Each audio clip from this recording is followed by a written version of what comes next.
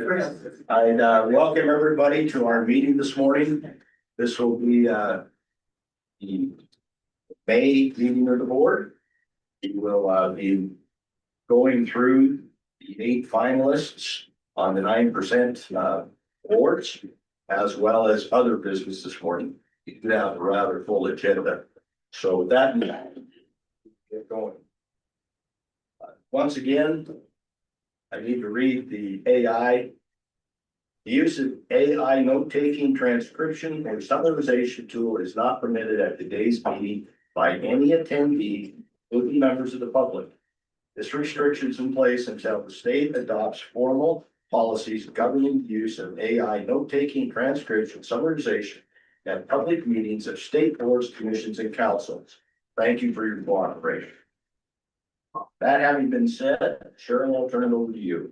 All right, well, welcome everybody joining virtually as well as here in the room to the May 12th Montana Board of Housing public meeting for the invitations for full application for 9% housing credit projects. If you're joining virtually, please keep yourself muted unless you're actively providing public comment. You can mute and unmute using the little microphone feature in the lower left-hand corner of your Zoom screen. If you're joining via phone only, you'll need to use your phone features to mute and unmute your phone. That's typically *6, and to raise your hand is *9. You're welcome to use headphones if you have them. That can eliminate some audio. Public comment or questions will be accepted by typing into the webinar as well as unmuting your phone and talking. If you're joining the conference call by phone only, if you could please send your name, title, and contact information to housing@mt.gov. so we can capture your attendance in the official minutes. When you're providing public comment, please state your name, spell your last name, and provide your organization.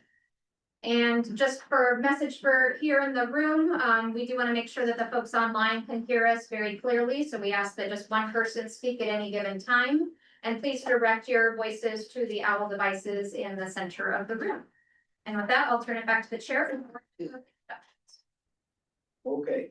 Thank you very much. I'm Bruce Posey, board chair out of Billings. Sheila, are you out there? Sheila Rice, Great Falls. Thank you, Sheila. Amber? Amber Parrish, Billings. Thank you. Jeanette? Jeanette McKee, board member in Hamilton. Richard? Richard Miltenberger, board member, Monarch, Montana. Rachel? Rachel Arthur, Great Falls. And Ryan is excused at this time. Carol, back to you. Okay, we'll do quick introductions of staff and partners here at the table and attendees in the room, and then we'll turn it over to Joe to read attendees online. I'm Cheryl Cohen, Executive Director of the board. Nathan Bilyeu, outside counsel of the board. Jessica Michael, home membership program manager. Logan Colberg, executive assistant. Joe Philippus, operations manager. Jesse Ennis, servicing program manager. Chase Hansen, multifamily program manager. Brian Barnes, multifamily asset manager. Grace Brenner, I'm Associate Attorney here. We'll go ahead and have attendees in the room. Please stand and provide your name. We'll start at the front here. Andrew Shananian, Slate Capital Partners. Becky Brand, board, Echo Enterprises. Desiree Toll, Deer Lodge, housing advocate. Alex Burkhalter, Housing Solutions. Tyler Kurtz, Housing Solutions. Gene Brewer, UL Development. Angie Ferguson, Thomas Development. Well, Surahan, Sierra Builders and Buildings. Heather McFarland with Forward in Missoula. And you all might have BC in Missoula. Tyson O'Connell with United Housing Partners. Ilya Vanderpool, United Housing Partners. Good morning, Sam Alford. Seth O'Connell, United Housing Partners. Joe, if you can introduce the attendees joining us virtually. Sure. Andrew Connell, Anita Sass. You want me to name all the MBOH staff too? Sure, yeah. Okay. We'll just do them all at once. All right, Ashley Miller, Austin Trunkle, Bruce Brensdahl, Charlie Brown, Eddie Stars, Evelyn Camp, Grant Schnell, James Carmody, Jennifer Wheeler, Jim Morton, Jules Engel, Carissa Trujillo, Larry Phillips, Logan Anderson, Matt Bells, Mike Boucher, Mina Chu, Patrick Zhang, Shane Walk, and Tiffany Hackney. And that is all, Chair. Thank you very much. Now is the time for public comment on any public matter that is not on this agenda and is within the jurisdiction of this agency. Do we have any public comment this morning? Mr. Chair, I just wanted to note for the record that for all of the public comment that we received, hard copies in writing yesterday, as well as public comment that Homeward provided at the start of the meeting, all of those materials were scanned electronically and provided to board members in an email at about 3:30 yesterday afternoon. So all board members are in receipt of all the materials that came in yesterday. Thank you. Hearing none, then we will move on to the minutes of the April 14th, 2026 board meeting. They were in your board packet. Are there any board questions and or comments regarding these minutes?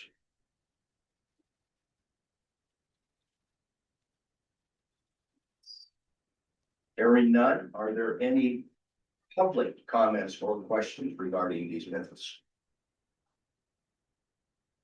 Seeing none, Chair Posey. Thank you. May I have a motion and a second for approval of the minutes of the April 14th, 2026 board meeting? So moved. Amber. This is Sheila. And Amber seconds. Sheila moved, Amber second. All in favor, please say aye. Aye. They opposed, sign, motion carries. Now, according to my agenda, you're going to give a multifamily update first. Correct. Okay, right ahead. Thank you, Mr. Chair. All right, wait for the screen. Perfect, thank you. So the most updated information on different buckets of money we'll have for July is up there. You'll see the Housing Montana Fund, that's that new bucket that we got, so almost $24 million. And then the Old Coal Trust is up there, close to $14 million, and then we have the MBOH multifamily and Housing Montana Fund with some buckets of money in there as well. And then next is the pipeline. First up there, you see Rocky Mountain Flats. They're trying to get that closed this week, so that will be a very big one, biggest one we've ever done in one shot there. So hopefully that gets done this week. Just a little update at the, if you want to go down one more screen, Logan. Right there. So we talked about the Bozeman pipeline. We had some people that were thinking of coming in. So those last two, the Copper Ranch, Copper Grove, with Inland Group, he did say he would have those applications in either this week or next week. So they are coming in. And scroll down for quarter reports right there. So just a couple of quick updates on the quarter reports. Skyview, just to update, they are dropping their units to 18 units. This is mostly due to the loss of the home funds from the city of Billings when they had to do a site relocation, not unexpected. So they were gonna do a waiver today. I didn't get it in the agenda, so we're gonna get it in for June. We're trying to close by July. So I wanted to ask the board, is there anything you want to see as far as information when the vote comes up in June? Just didn't want to miss out anything that you guys might want, so we can get that done and then obviously closing in July if you guys vote that way in June. Well, from my standpoint, I like to see a little synopsis of the thing like this, because this project has gone from one location to another location. Now we're dropping from 25 down to 18. Yeah. And I'd like to just the synopsis of what's going on.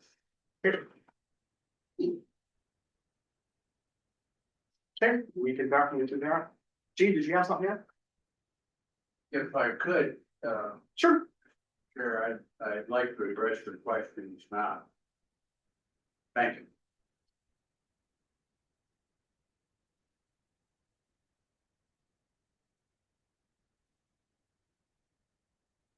My name is Gene Luer, GL Development. I live in Helena. Skyview project, Jason was just reporting on, is one that we've been trying to get completed in Billings.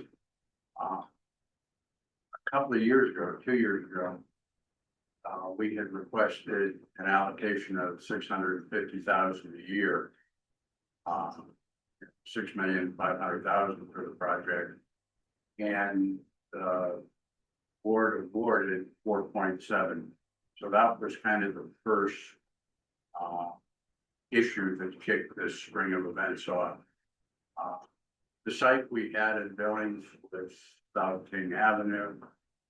We had a draft development agreement with the city that required improvements along that corridor.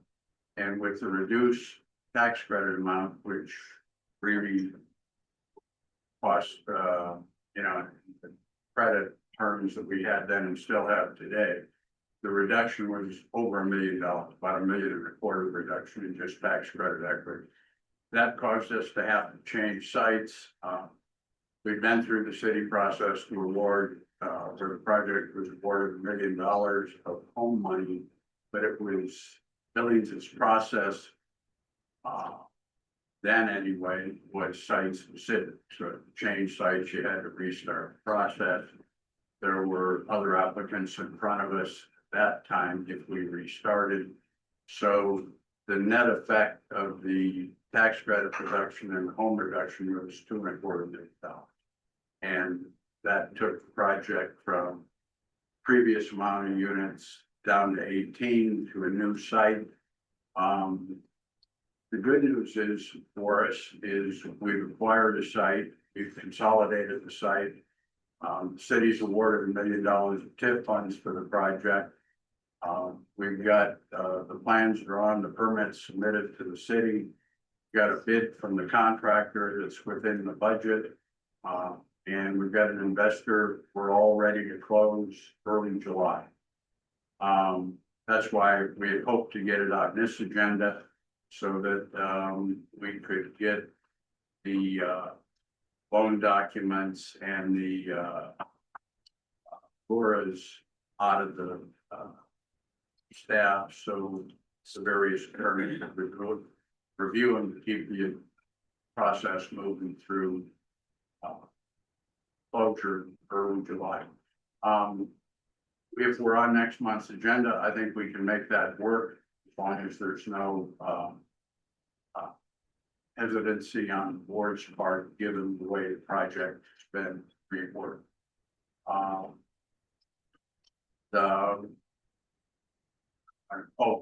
In the underwriting, we had been allocated $512,000 of coal trust loan money. With the new underwriting, we won't need that. So our intent would be not to use that. We had an allocation of GoFund money of $2.4 million. We'd like to retain $2.25 million of that. So we would, between the 512 and the 150, not use about $660,000 on money previously allocated. I know you're about to allocate that or look at allocations for that future. So our intent is to work with staff, not utilize that. Hopefully we are able to retain the 2.25 million. That, in a nutshell, that's what's gone on. That's where we're at. Happy to answer any questions. Any questions from the board? Any questions from the board online? Gene, what will your cost per unit now be? It'll come in just about a 390,000 first. Okay, all in with the infrastructure, everything, which is about what we had anticipated for the hard construction costs on Mitchell Court, which was recently finished in Billings. I think we're about 260,000 unit. I think on these we've got it down to about 255,000 unit. The rest of it's really soft costs.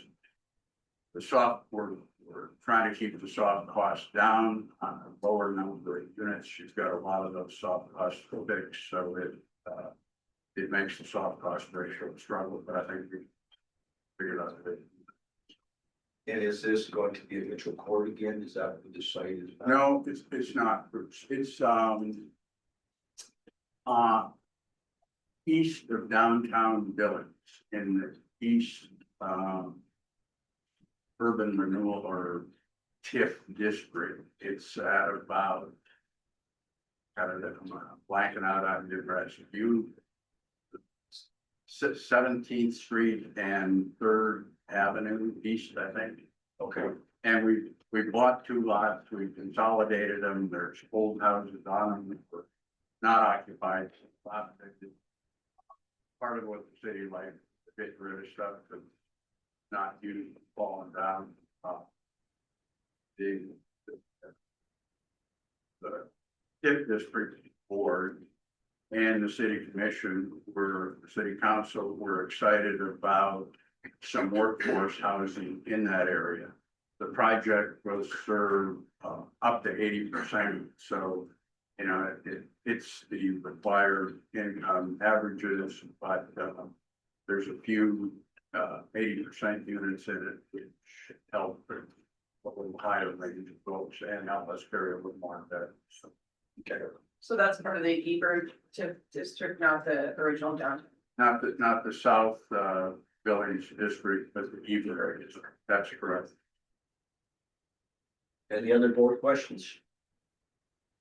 Do we have any public questions or comments? Gene, thank you very Thank you much. very much. Okay, Thanks for let's the move back. update. All right, the next one is LB Lots 9. They were allocated credits back on October 24. Pricing was completed earlier this year. We got the 4% application for LB Lots in last month. The total combined costs per unit have gone up more than 20%, so they will be needing a waiver on that at some point here. They mentioned why the costs have gone up so much. They mentioned BABA on the LB Lots 9 side. We're not quite sure though where BABA fits in on that one, so not sure how that affected it on that one. And then any questions on the LB Lots one? You did, well, my only comment is that it's making the village bigger. Oh, It's making the village news, having not gone through the neighbors who did it. So it's not a good thing for us. Our name's not getting mentioned. Happy to speak to that. Go ahead, Heather.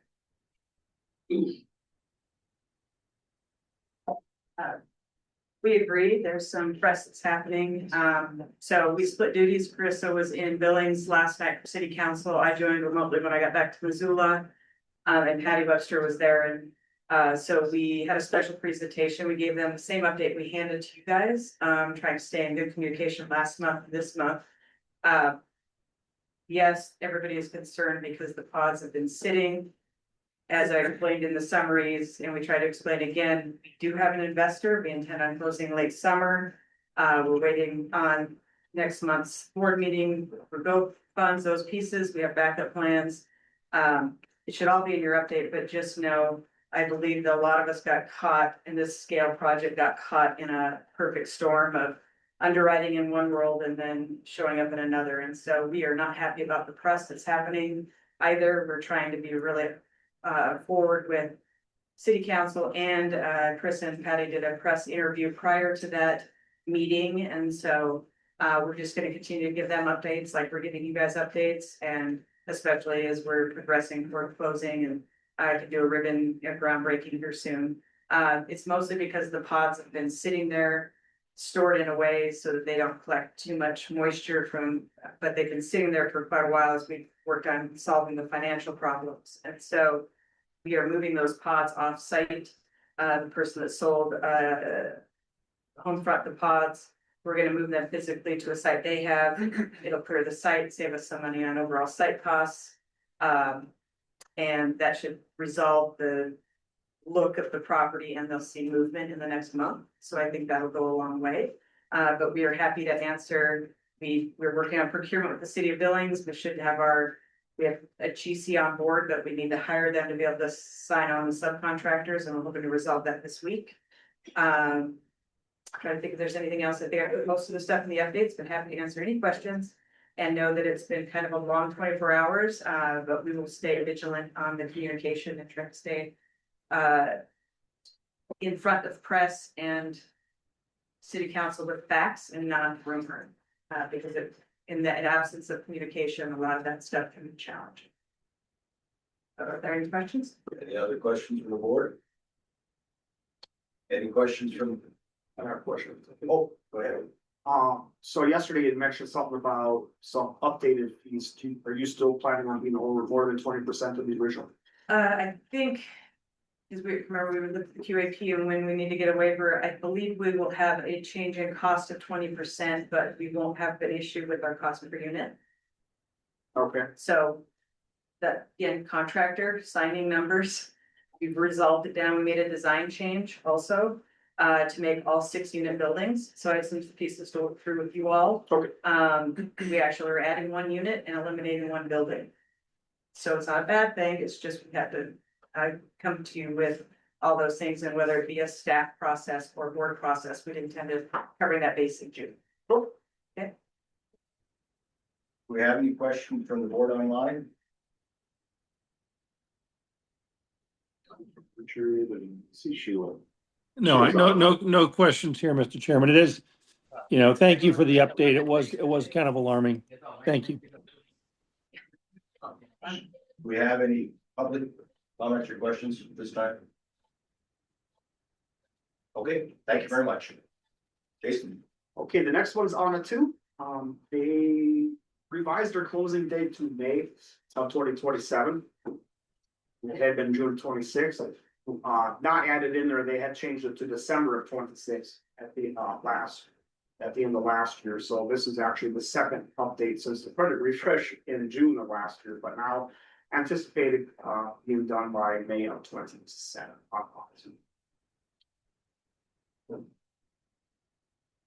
And that is a board report. Do we know, is this just they can't find anyone to work? That has some of it, just getting people there, yeah. Okay. All right, But they have until the next year to get it done, I mean, it's for the process, so it's still anticipations fine. So that is the multifamily update. okay. That having been said, it will now be time for our pre-application selection. And public can come to the projects during the pre-application presentations yesterday. And we had writing comments, and as Cheryl said, those in writing, you all received from the board. In addition to that, we can verify that Sheila was on the entire time, because there was a question relative to that. So there will be in fact 6 voting board members today.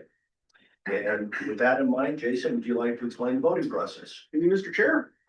So just read through the memo, a little background first.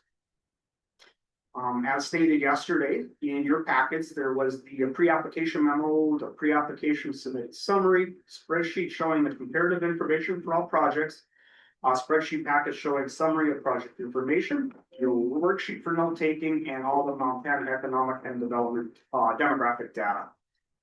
Pre-applications included narratives for each project, there are many market studies, and any public support letters, and then some were handed out yesterday.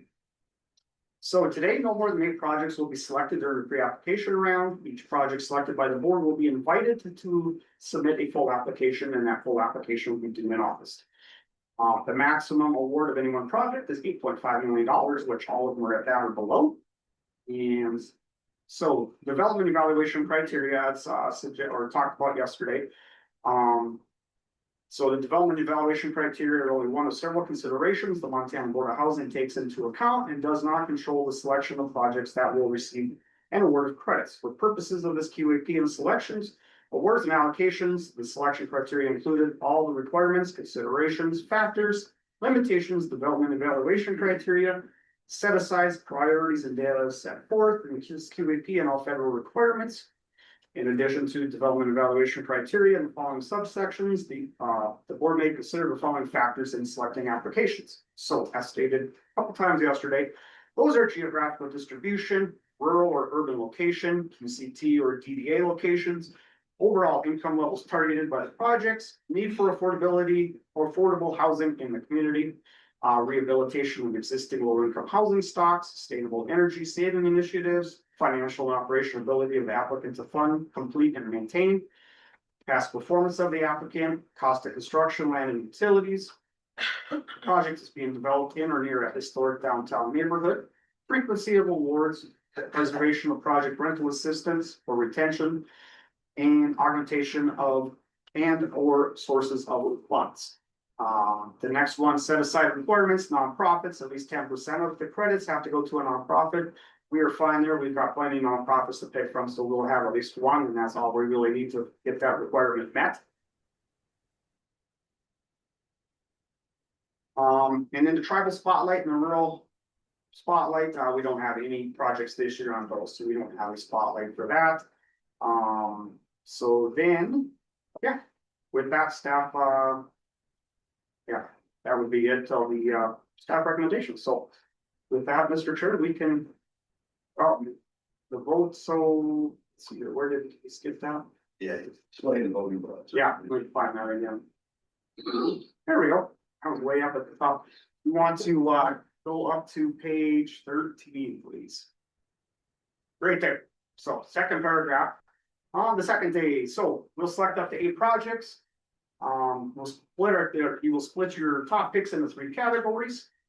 3 projects in the top category will get 3 points. Your middle 3 will get 3 points, and the bottom 2 will get 2 points. I mean, the top 3 will get 3, the middle 3 will get 2, the bottom 2 will get 1. It's up there if I confused everybody. So that is how we will go through there. Okay, and Brian will be keeping the tally, so he'll share that here as soon as we start voting. Okay. It will be, I will call on board members as you need them. I will go ahead and start today. So want to wait a second, Mr. Chair will get his sharing screen up here. Yeah, that's fine. Another, no, Oh, I just said it.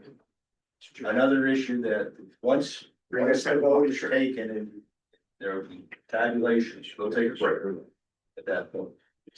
Okay. We'll let the tabulation come up. Yeah. We also, it's a period of time that we allow the board to rethink their vote based upon what other board members are saying. And if they wish to change their vote, they certainly can. And then we have to retabulate. Okay? We have had it once or twice in my 5 years now. I've seen that happen. Doesn't happen a lot, but we've seen it. So. Ready? We're waiting on. Please just give him approval quick to be able to share. Okay.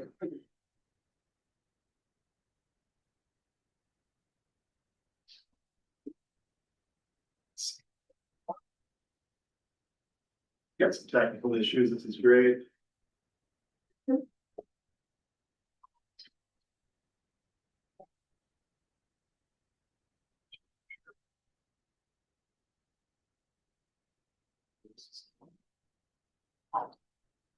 Hey Megan, are you online? Can you get him to share?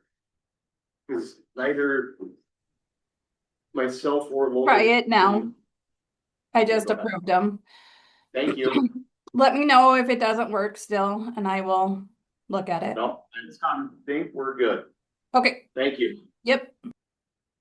Good. In water, that neither of us take that, please. Just down below on the bottom right there where it says 96%, just toggle that. You.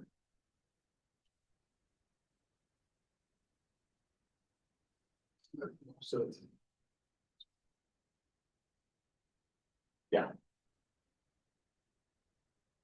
You're fine there, I think, and then you can just always scroll over and. Yeah. Okay. Board can stand in the corner, they can stand at the podium. Once again, we apologize the way it's set up due to our owls that we have to have our back to.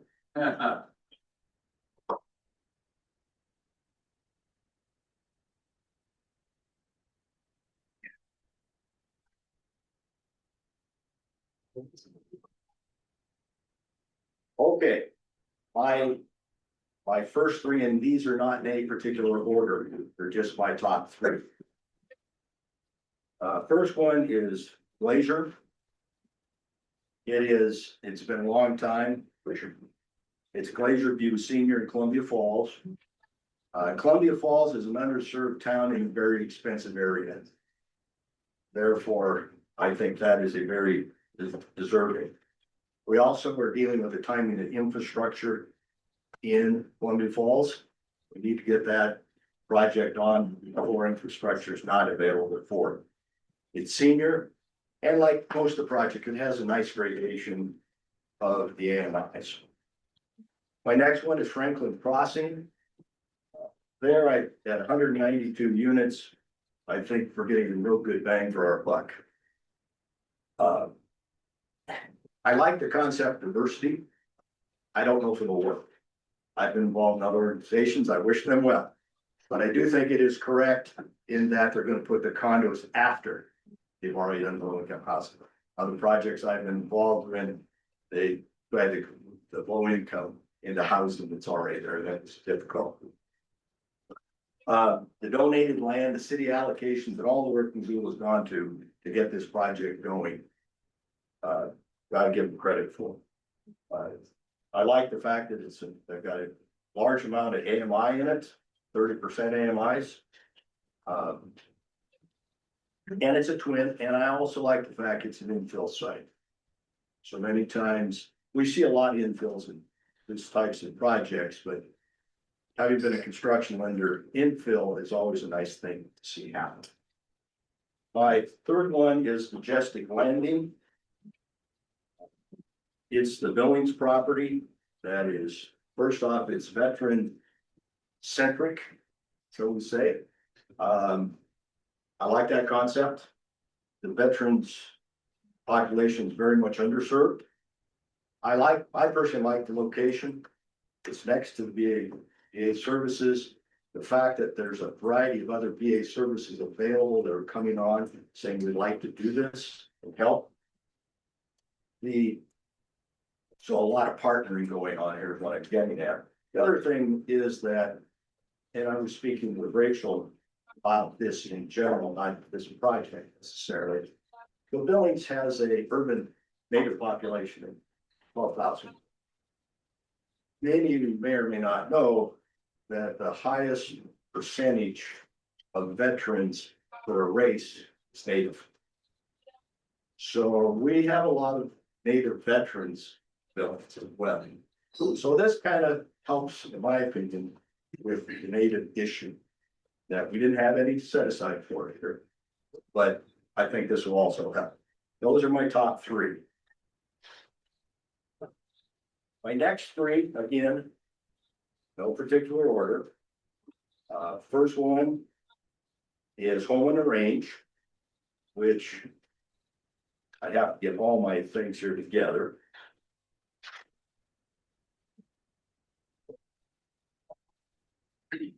Home on the Range, which is the Roundup project, is preserving vouchers, shall I say, and that's very important. It's in a town that has not gotten a like that. They're building on the separate lot where they don't have to disrupt the current tenants. I think it's a very good idea. Don't have that going on. It's a senior 62 plus. So those of you who know around up here, who may or may know, you're gonna see a lot of elderly people around. It's an old coal town. Still has coal, but it's an older coal town. The cost is fine. It's rural, and of course, as I said before, it's senior. My next one is Tumbleweed Court in Deer Lodge. There's a need, obviously. The other thing I liked about, one thing I liked about Tumbleweed Creek in the presentation was the explanation, if we can only move some of the people, the elderly folks into this type of unit, then we free up housing. And I think that's an excellent concept. One I never thought of. Some time ago, I was speaking with the sheriff in Kalispell. I was at a meeting listening, actually. And his deputies they were talking about getting prison workers. His deputies were living in trailers, full trailers. Because they couldn't find anywhere to live in house. Well, this concept, if you move it on to Deer Lodge, that kind of helps that out. So we get housing stock gets freed up, people move in, good idea. Senior, and it's rural. I'm very pleased with the presenters. Not only have urban today, but we have a variety of rural, and normally we seem to be accepted, if you would. My final one is Libby, Plaza 1 and 2. Once again, it's the timing issue. We need to save these Section 8 units. The cost is quite reasonable. Rehabbing, they seem to have gotten their thought process together on how to take care of the tenants. They weren't going to have any gap, and again, it's back in rural Montana.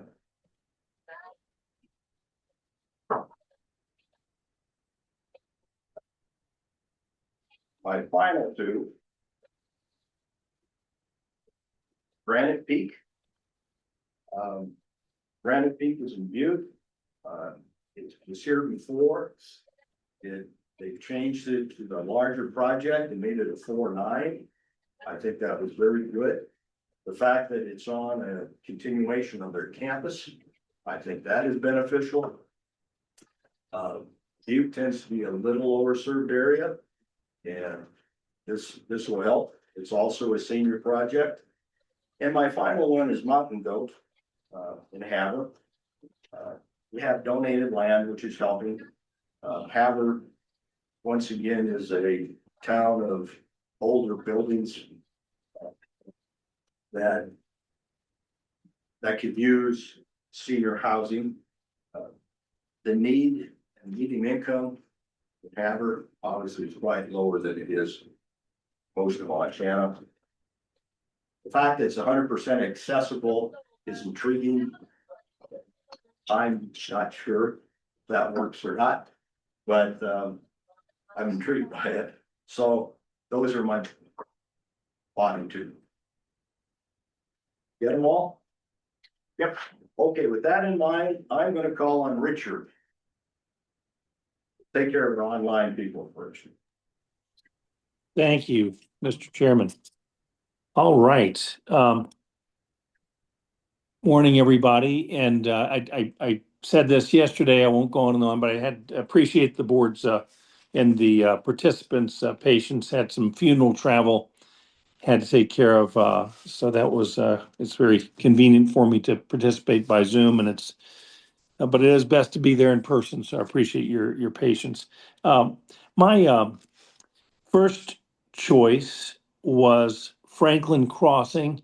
And it is, I don't know if the phrase was used, but the bang for the buck, the number of units, the support by the community, for that area, what that does to the construction cost, or if you will, the ability to make the project happen, given the support from the city, is just kind of beautiful. So that was number one for me. Number two, Glacier View in Columbia Falls. The need up there that they have, frequency of awards in the area, something that I found compelling. I won't go on and on my rationale here, but I was going to have one other note here. I did not mention at the beginning, and that is thanks to at the end of this, I didn't pick 11, right? We had to pick 8, and so there's 3 that I didn't pick, and I'm just going to acknowledge right now without using names. Thank you. Every one of these represents a lot of work, effort, and a real commitment to the affordable housing industry in our state. So I just wanted to say thank you all for participating in the process. I wanted to say that first off, but I forgot. So again, number 2, Glacier View. Number 3, Granite Peak in Butte. I think given the past performance we see there with the applicant ability, with the need that is in Butte, something that Chairman Posey mentioned a minute ago, it really got me thinking. This was the comments that were made by the folks in Deer Lodge, which it just never occurred to me, but I think it really does make a lot of sense. And that is, and I thought about that with Butte, when you see an older community that has, you can drive down an older residential street in most communities in Montana, and you'll see in the midsummer, the grass is high. That can mean a lot of things. What it often means is a single elderly person lives there and they're kind of trapped in their housing. It's not that yeah, it's nice to be in your house to a certain point, but at a certain point, sometimes it becomes burdensome. And reusing that housing stock and creating greater opportunity, I think, is just something that made a lot of sense to me, really looking at a lot of these projects. I did want to, Chairman Posey mentioned that, and it's something that struck me as well. So anyhow, that was certainly something with Granite Peak. I don't think they brought that up, but I certainly feel like that's an opportunity to get people to stay in the area who having a hard time staying in their homes, but they want to stay in the area. So anyhow, Granite Peak, number 3, number 4, Majestic Landing and Billings. I love the concept, the partnership, the past performance of the developer. I think, and I'm very familiar with that section of town. I think it makes a lot of sense. I recognize that there'll be folks there that may have less opportunity because of the location, as was brought up, because it's not a fully residential area. At the same time, there are people where the convenience begins to matter more than some of those other factors. So I was really taken with the Majestic Landing. That's number 4. Number 5, moving up to Libby Plaza 1 and 2. Again, looking at a rehab, reusing, keeping the stock in circulation. Construction cost, I thought was a really nice factor there. And again, the rural nature of the community, all that kind of came together in my mind. That's number 5. Number 6, Tumbleweed Court and Deer Lodge. And again, we have an area, rural area. The need there is significant. It's an area that I happen to, when I go to Billings, I take the extra half hour and always come through the road there. It's just so beautiful, even in the winter, but certainly in this time of year. And you just feel that sense of Montana, that there are folks that are moving in there who are finding a little piece of Montana. Maybe they're not from here, and that's great. But you have people that are kind of locked in and they're having a hard time moving out of where they have been. And again, this I think is going to help reuse some housing stock. But more importantly, it's getting people out of a structure that is it's the foundation's not solid. And as much as I love the profession of engineering, there's no predicting what's going to happen. I think what they need to get started on this, appreciate the energy of the city to say, hey, we've got to move this thing forward, because these people need it's going to keep this in play, this project in play, and it's going to do so in a way that maintains some safety. We already have one unit that's got some leakage they can't use. That's going to just get worse. And last thing we need is to read a bad headline in 3 years where there's been an accident. Part of the building may, I feel like let's get that thing moving for a small community and keep those people housed that have already got some housing. So that's Deer Lodge. And then number 7, Mountain Goat up in Havre. Again, a rural project that has tremendous need up there. I think when we were all there, I took time, drove around the town. There's really a challenge in the community. You don't see a lot of abandoned buildings. It's not that there's a lot of empty buildings in Havre. What you do see, though, is the housing stock declining. And I think that that's an opportunity to help that community in a big way. So they have needs, they're rural. And then number 8, and you have to rank these things. That's the rules. But I just say all 11. It would be great if we could fund all 11. I had to pick 8. Number 8 is let's see. Hang on just a sec. at Deer Lodge. You know, I think I may have just, yeah, I did. When I was talking a minute ago about the foundation issues, did I misspeak and say Deer Lodge, Mr. Chairman? Yes, yeah. Yeah, somebody, you need to, when you get old, need to be called out on these things. So I was speaking about Roundup there. And so, yeah, but had the order right, but it was the Tumbleweed Court in Deer Lodge. And then number 8 is Roundup. And I've already spoken about the issues there with the foundation. So I just ended up kind of confounding those two. So those are my 8. Number 1, Franklin Crossing. Number 2, Glacier View. Number 3, Granite Peak. Number 4, Majestic Landing. Number 5, Plaza 1 and 2 in Libby. Number 6, Tumbleweed Deer Lodge. Number 7, Mountain Goat and Haver. And number 8, Homes on the Range and Roundup. Since I got it confounded, I thought I'd run through them one more time. Thank you, Mr. Chairman. Okay, thank you very much. You say it? Yeah. You want to go, this is.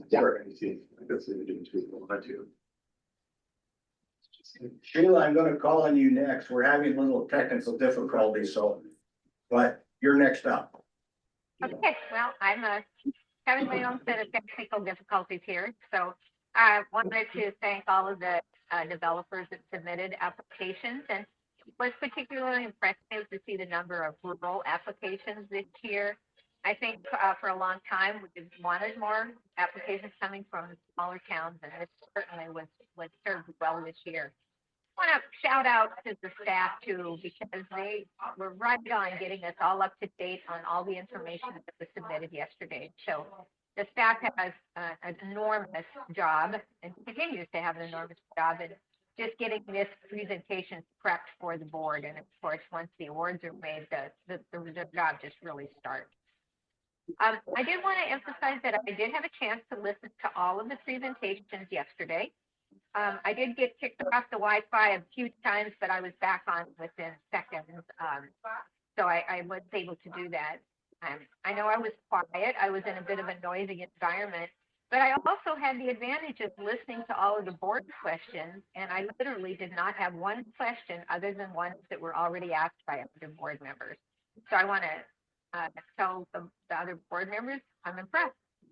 So there's a lot going on here, and you're responding to it very, very well. The factors that I used, I'm sorry, am I okay? Yeah, go ahead. We're still not quite ready for you, but go ahead. Whatever you have to say. Okay, all right. So, You're a little bit more, because Sheila's a little quiet. Okay, talk louder? Sheila, we're ready for you now, Sheila. okay, all right. So my first 3 were Franklin Crossing in Missoula, 4-9 project, and I looked for a long time for more 4-9 projects. It's a big deal down there. The total number of apartment homes that'll be created. I like the income targeting, the fact that it's an infill, and I think the most impressive part to me was the permanent affordability, which again comes as no surprise to any board member. But if we keep these beyond the 50 years, we really are doing a service to future generations. And then, of course, the donations to the city, the housing authority, the TIF, almost unprecedented in my experience on the board. So that would be one of my top 3. Another of my top 3 would be the Homes on the Range and Roundup. Again, I think a very innovative solution to something that's literally falling down. But we're going to be able to replace those, preserve them, and they have not had an award in many years. And I think the frequency of that award is also something I looked at. And then my third top 3 would be the Libby Plaza. Path preservation again. The timing is important on this one. We never want to lose those units, those apartments to the open rental market. Congratulate the developer on the low cost that they've decided. And again, the Libby frequency of award was another factor with that in the top 3. My next 3 would the Glacier View in Columbia Falls, 4 years since the tax credit application there. I shouldn't say 4 years, it's been years since the tax credit application there. And also the fact that the city is getting to the point of having to allocate sewer capacity. And the city itself said, we want this type of housing to get our sewer capacity, so let's get this done right now. And I think that was impressive. And I think it's a good project overall. Another in my second tier would be the YMCA in Missoula. I'm a big advocate of permanent supportive housing. It serves the most needy. We look at the people that struggle to gain housing, to keep housing. It's those that need permanent supportive housing. Very workable solution. And I was also impressed that they had donated land. Lastly, in my top tier was, our second tier was Granite Peak and Butte. I think they've improved the project, larger, it's on campus, so they have economies of services and scale there. And the need is just so great in Butte. So those would be my second tier. Then lastly, my lowest tier would be Tumbleweed and Deer Lodge. Again, some permanent affordability there. The frequency, haven't had a application approved in some time. And I think they made a very good case for the need there. And then the second one on my top tier would be the Carter Commons Great Falls project. I'm really intrigued by the fact that we might get 5 projects out of it if we were able to fund 4 and 8.5 million plus the additional one in Great Falls. Excellent prior development project, lots of need for senior housing in Great Falls as they demonstrated. So those would be my top 8. Thank you, Sheila. Jeanette.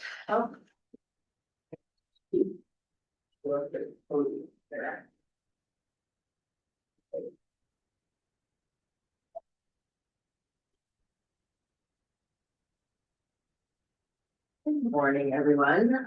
I even got up at 7 o'clock this morning, which is way before I ever get up. Mentioning that I'm just, you want to be patient with me, our sickos or something, or not. Yeah. So, you know, thanks for staff. I mean, you guys are great. You're awesome. I mean, the amount of work that you do, giving us all of these documents that we're about like here, is like, oh my gosh. And appreciated all of you and all of them and you guys out there. Because you're what makes us, you're why we're here. And this is why we are, because of you guys. So it is in order. Number 1 is Franklin Crossing. You know, 192 LIHTC apartments, 41 homes and 30% AMI. It's the only LIHTC award in the past 5 years. It's visionary. Yeah, I know Missoula, as I'm close, but this is a visionary project. And a visionary project in that the entire community, from the city donating land, and having a plan that goes forward. And it's not, I'm gonna say it is rare that we put that all together. And I think it was Melinda, I think it was Melissa, the Midtown gal, when she said, this is the most important, impactful thing I've ever had in my career, and see that. And I thought that was really important. So it is my number 1. And so move on. Number 2, Glacier View Senior, Columbia Falls. They haven't had a war since 2002. The rents are well below average. The timing is great because of a moratorium coming, that there may not be any other opportunities in the near future. It didn't hurt, you know, when you said that it's by the church and kind of an act of God. Okay, it might work, but there's a lot of passion for that. Number 3, Tumbleweed Court, Deer Lodge, 30 to 40% AMI, 23 units. Powell has never had an income award in its history. The strong local support was pretty critical, was very critical, always is. Those are my top 3. Number 4, Home on the Range, Muscle Shell Roundup. Never received a tax award. Seniors, about 62. Replace the existing contract of HUD 50 units. Again, the strong local support, to be frank. I don't know if the man that was from Tennessee is here, but talk about heart, talk about caring, talk about this is the critical place for him to live and to take care of. And those things are meaningful, just tell him that. So number 5 is Granite Peaks Apartments in Butte. This is their second time. They stayed the course. They came back. I appreciated their tenacity. It's, I'm trying to see if anything else. And, so they are, I mean, I appreciate those kinds of things. So that's number 5. Number 6 is Mountain Goat in Havre. The donated land. I love the 100% handicapped accessibility, and yeah, go ahead, tell me it's kind of my age, and I'm appreciating those things more than some. The multiple funding sources, the amenities are just spectacular. As I listen to those, that's 6. Number 7, Majestic Landing Billings. The clear preference for housing veterans was clear. Accessibility is good, multiple funding sources of strong to support community and Billings, which we know they do have. Number 8, my last is Libby phase 1 and 2. The preservation of, I'm very much, I like rehab. I like taking stock you have. I like continuing to have it. They had a plan to move tenants out, potentially, I hope it will work 30 days out, back in, hotels will take care of them. So Franklin Crossing, Glacier View Senior, Tumbleweed Court, Home on the Range, Granite Peaks Apartments, Mountain Goat, Majestic Landing, and Libby, phase 1 and 2. Thanks. Thank you. You're welcome. Remember me? Okay. We'll let Rachel tell you about it. Okay, sounds great. Sign book.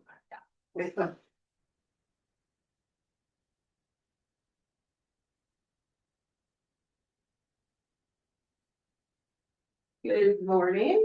I will honestly say, I think this is the most time I've ever spent on applications. Because they were all worthy, they always are. But it was a really hard decision, and actually, I changed my decision this morning, listening to some of the other board members present, so. I have some crossing out and some rewriting, and it's just really hard when projects are this good. So my first one is Franklin Crossing, Missoula. I feel like this is a project that is bigger than housing. It really is a community effort. And that was evident in the presentation that they gave yesterday. The donated land is great. The number of units obviously is great. The many partners, sometimes when we see that financial stacking, there's concern that if one piece doesn't come into play, then it all tumbles. But I think in this case, I think the number of partners and the number of people involved truly are going to make this project great for Missoula. My second one is Homes on the Range in Roundup. I always have concern about losing our housing stock, and in towns that are so much smaller like Roundup, I think that's even more evident that when buildings are beginning to crumble and literally sink into the sand, we've got some problems. We need to address that. And then I was shocked by the high rental costs in Roundup. I mean, Roundup's a neighbor to Billings where I am, and I had no idea. And I'm in real estate. So that was shocking to me. And so whatever we can do, especially when it's a senior population, to preserve that housing stock. And granted, in this case, we're building up and getting rid of, but we're replacing what needs to be replaced. My third one is Glacier View Senior in Columbia Falls. I think this is a community that's been a bit neglected when it comes to housing credits. I think we heard yesterday from Alex that when we didn't approve a project a decade ago, what happens? That goes to market rate apartments, that goes to market rate rentals. And when you are a small community like Columbia Falls, and you're addressing bigger problems that bigger cities have, which is how do we have affordable housing, to have that growth impact that happens when you're a bedroom community to larger locations. You've got the big city problems in a small community, so I think it's time that Columbia Falls was addressed. My fourth one, that was three, right? Yep. Okay, my fourth one is Libby, Libby Plaza. Again, concerned with aging properties as somebody who's quickly approaching 50-year-old buildings don't quite shine. Just like us approaching, don't quite shine anymore. So I can see the need for this, the low per unit cost was attractive in this case, so you can get a lot of bang for your buck when you're looking at sprucing up 50-year-old housing. So that was my fourth one. My fifth is Tumbleweed Court in Deer Lodge. I think this is a community that again has seen a lack of projects approved. There's obviously a great need for housing. I think that case was made very well yesterday. And we have this conversation a lot in the housing industry that the aging population, they're the ones that have been in their house for 40 years, 50 years. And that's great housing for people that are looking to buy for the first time. But where do those people go? And so I think this is a project that addresses that and provides more housing opportunities for other people as well. Let's see, Havre Mountain Goat Court. I'm very familiar with the Havre housing situation, as that is part of my association in Billings. The Billings Association covers 29 counties in the east, which is huge. But it gives us a great perspective on towns like Lewistown and Havre and those areas that really have some housing issues. And I think Havre is one of those that with the donated land, the services on site, all ADA, I think that's a great project. So that is number 6. Number 7 is Majestic Landing in Billings. I'm really interested to see what can happen in that part of town. I think it's great that the services are so close to this veterans population with the VA hospital right there, or VA clinic, excuse me. And I'm really interested to see how that's gonna play in that part, because it is a hugely commercial sector there. There are a few developments that have recently come online, but again, I think that's a great concept for that area as far as the services provided close by. And then my 8th one is Granite Peak Apartments in Butte. I think it was stated yesterday that it fits within the community's housing plan for Butte, which I think that's great when we're all working towards the same goal. Second time presenting, came back with, I think, a better project. I like that campus. We've seen a lot of that campus kind of feel of having projects clustered, so I like that. And I feel like Butte has probably not received the number of credit awards that it probably needs to address housing needs. So those are my 8. Thank you, Amber. Take us on home, Rachel. Great. Didn't work either.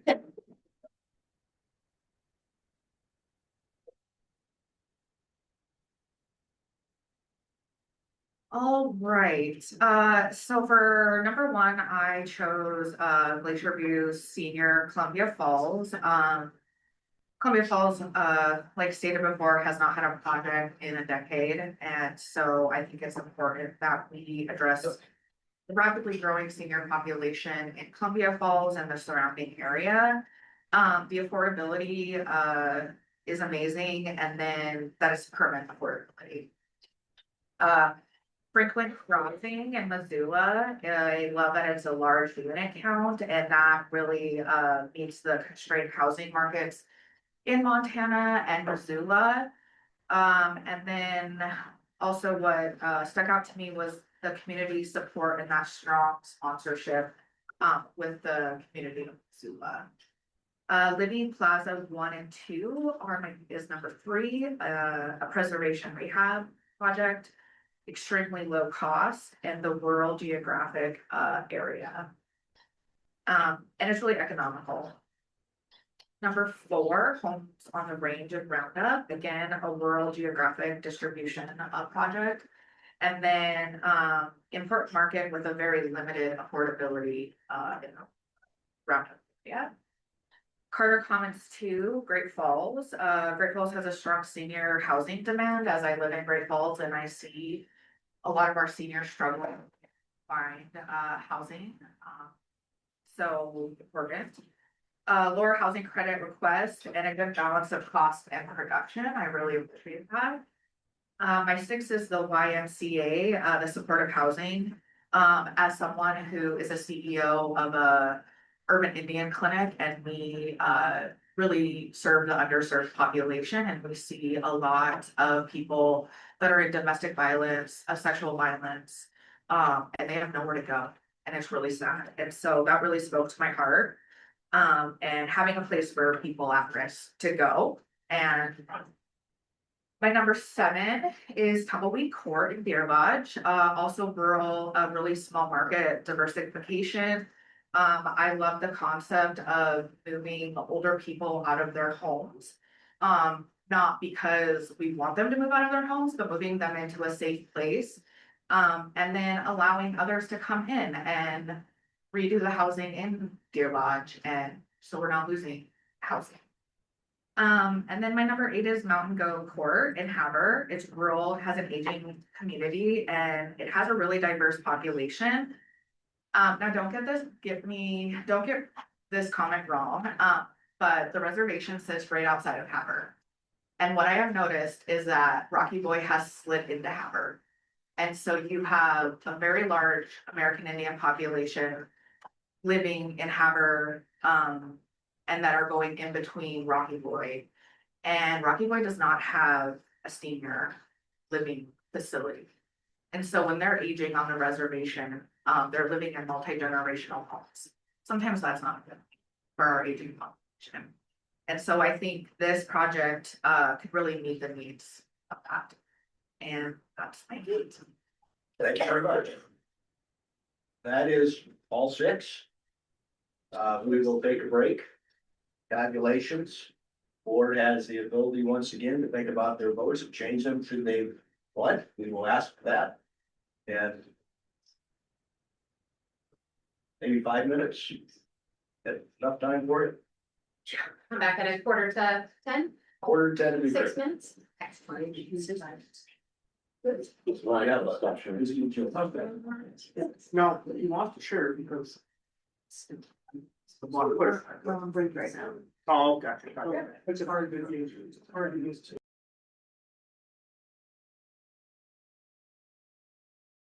We want to. Shine recording again. Thank you. Are you gonna? Everybody wants to. I'm going to do that. Before we take this out. Okay.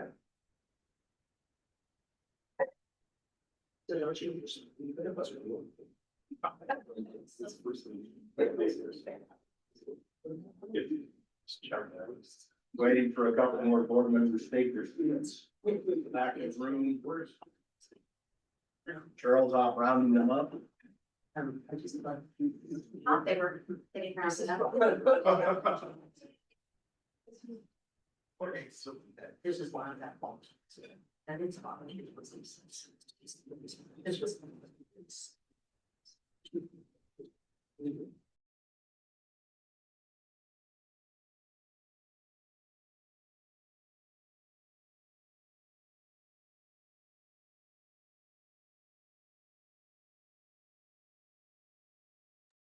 wait for Cheryl to come back in. Get that. You're back, okay. There, board, you can see the top 8, fairly clear cut. We have no ties. Should we zoom in a little bit? Sorry, too old, can't see. Oh, yeah, it's a little bit, sorry, it's just because you, hello. Zoom in a little, it throws it off. I think you can see it with a. Just, well, I'm just saying.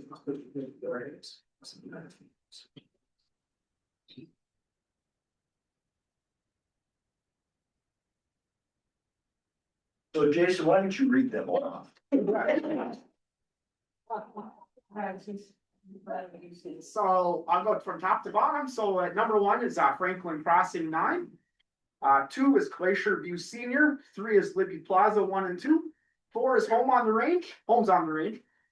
5 is Tumbleweed Court, 6 is Granite Peaks Apartment, 7 is Majestic Landing, 8 is Mountain Goat Court, 9 is YWCA Missoula, 10 is Carter Commons, and 11 is Summit Bozeman.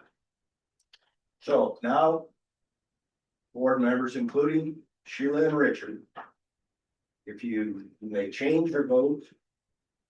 It's obvious which are the 8 at this point, but you may change your vote on any of these, should you choose. No change here, Mr. Chairman.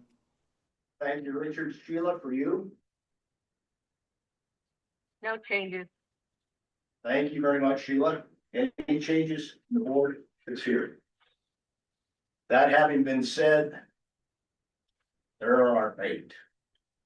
I think for purposes of a motion to approve, an advisable application, it'd be good if we had for the motion, a final reading, a motion to approve and have Jason read through the final 8 after everybody's reviewed, recused from voting or finalize the vote, so we can have a clear motion to approve, just list out one today.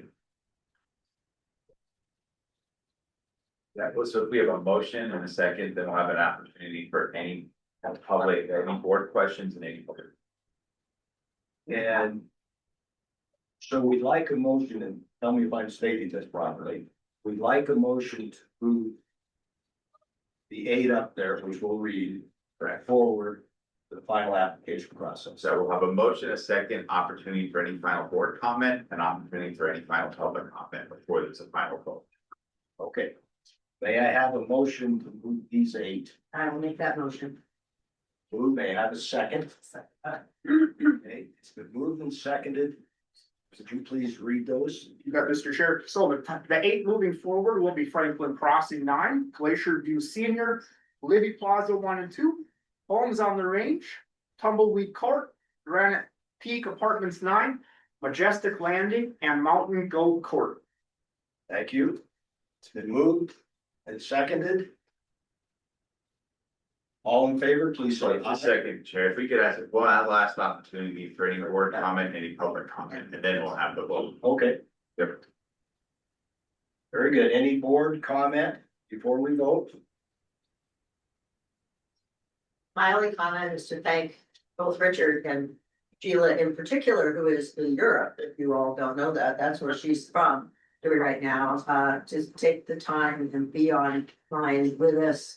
It's a big deal. It's hard to be not being present. I just wanted to thank them personally. Any other comments from the board? Do we have any public comments? Mr. Chairman, this is Jim Morton. Can you hear me? Yes, Jim, go right ahead. I just wanted to add my comments to those already expressed and appreciation for the board and staff. As a proposer, we all realize the need, and I really appreciate the thoughtful discussion and much appreciate the commitment to housing, and, wish all the 8 the best of luck the next round. Again, you'll have difficult decisions, but I really appreciate the thoughtfulness for each one of the board members. Thank you. Thank you. Other public comments? Seeing none, Chair Bozine. Seeing none. We're okay now? Yep, see the vote. Okay. All in favor of the motion, please say aye. Aye. Aye. Sheila, did you say aye? I did say aye. Yes, thank you. Okay, Aye. thank you, Sheila. All opposed, same sign. Motion carries. That concludes. So Again, I don't wanna talk to you, but back to you. I want to thank everyone who presented. Again, I do feel this is the best group we've ever had. This is my fifth time, and I think it's by far the best. So thank you all your presenters. For those who are moving on, I wish you well. I thank you for all the work you're gonna have to go through. Just find out if we're gonna say yes or no. So once again, thank you. The developers and all the department now, your time here is done. You're more than welcome to stay for the meetings too, but you've probably had enough meetings. Thank you again. Yes. It's all safe and everything.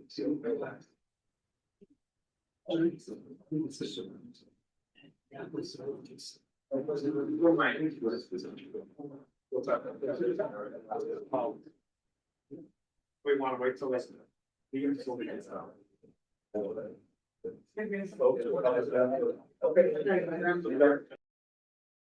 Recording while some attendees in person depart.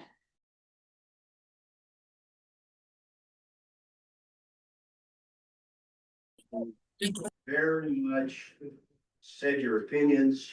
You said why you're doing it. That's when we went through our audit. That's what was wanted. That's why we still get the ability to make our own decision and we're not an employed system. So thank you very much. It was a great job this time. That's why I was having papers everywhere when I was up, trying to figure out where I was. Okay, Jason, let's move on to you. All right, let's do some bond resolution approvals. So we have 4 of them today. First one up is Richland County 3. This is Crestview and Sunset Homes in Sydney, as well as Sunset Homes in Fairview.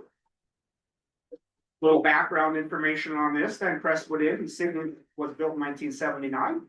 Consists of one building with 71 one-bedroom units. Excuse me. It's on 1.86 acres and has 48 parking spaces. Sunset Homes in City, Montana was built in 1958 to 1982. The different phases, the property consists of 28 units in 14 buildings across 8 properties. And a mixture of 1, 2, 3, and 4 bedroom units. It's on 4.15 acres with 52 parking spaces. Sunset Homes in Fairview was built in 1958 and 81. The property consists of 20 units, 10 buildings, comprised of 2 and 3 bedroom units.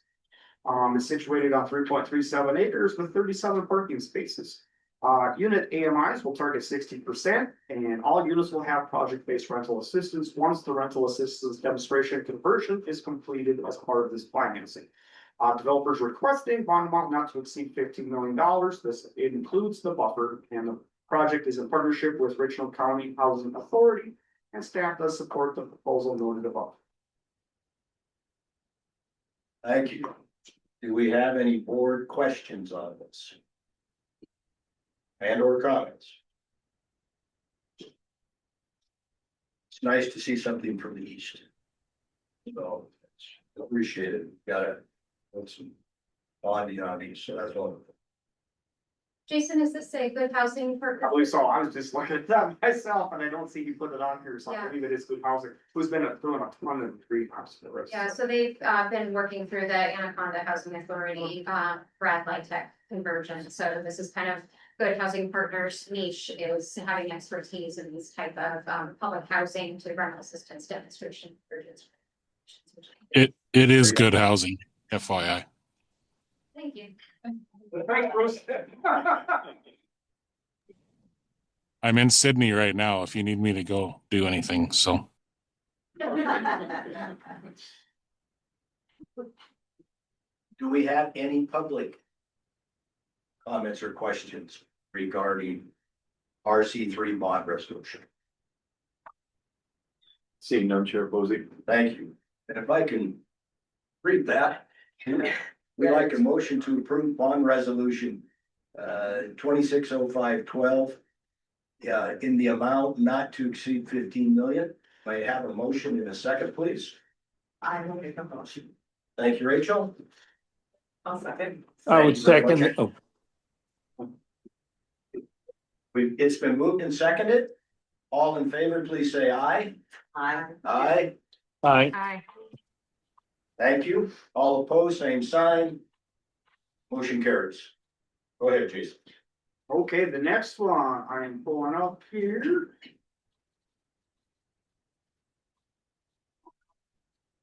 Whoops.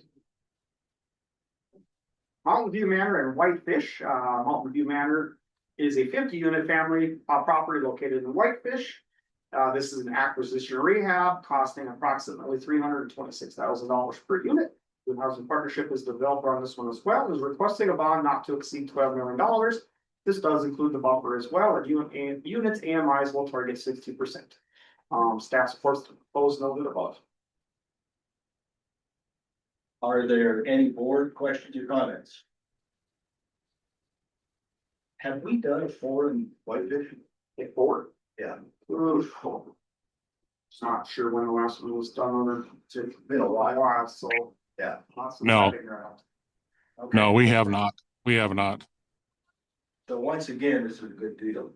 This is also in partnership with the Whitefish Housing Authority, which is a very small housing authority, and this is their one public housing property. Again, another kind of recapitalization effort and moving it to the new rental assistance model, not the public housing.